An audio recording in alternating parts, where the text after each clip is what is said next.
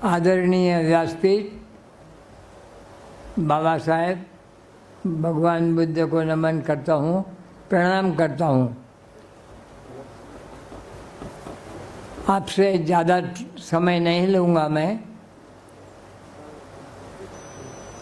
मैं बाबा साहब के साथ में किस ढंग से सहवास में आया वो आपके सामने बोलना चाहता हूँ। 1900 मेरी उम्र है 90। अभी कार चलाता हूँ। 2025 तक मेरी गाड़ी का जो गाड़ी में बाबा साहब बैठे थे और मेरा लाइसेंस 2025 तक वैलिड है, चालू। अभी गाड़ी चालू है। वो बाबा साहब के आशीर्वाद से मुझे कभी भी वो उस गाड़ी ने धोखा नहीं दिया, कभी तकलीफ़ नहीं दी।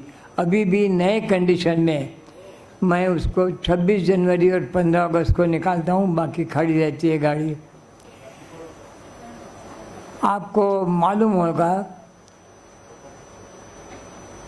बड़े पोस्ट ऑफिस के बाजू में डोंगरे का बाड़ा था, डोंगरे का।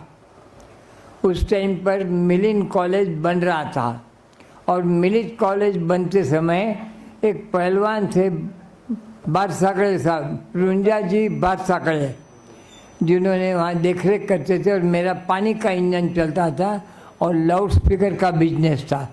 तो बाबा साहब को कॉलेज में जाना था, तो मेरा लाउड स्पीकर था तो कन्नड़ के BS मोरे और ND पगारे साहब, संजय पगारे जी के पिताजी, वो दोनों जने आए मेरे पास। 3 टांगे थे, बग्गी वाले टांगे, जिसमें कि बाबा साहब को क्यों लेके जाना, गाड़ी है अपने पास में। तो मुझसे बोलने लगे कि लाला जी आप ज़रा साथ में चलिए, आप बाबा साहब को माला। बिल्कुल चलो। बाबा साहब मेरे बाजू में बैठने के बाद मेरी 15 साल की उम्र थी, 51 की बात है। 15 साल की उम्र थी। 2 तकिए नीचे, 2 तकिए पीछे, आगे देख रहे कैसा भी चल रहा है। तो उस समय बाबा साहब ने हाथ पर ऐसा मारे मेरे पीठ के ऊपर, अरे बा इसका कमीज भैया तू गाड़ी चालो तो उसका। ये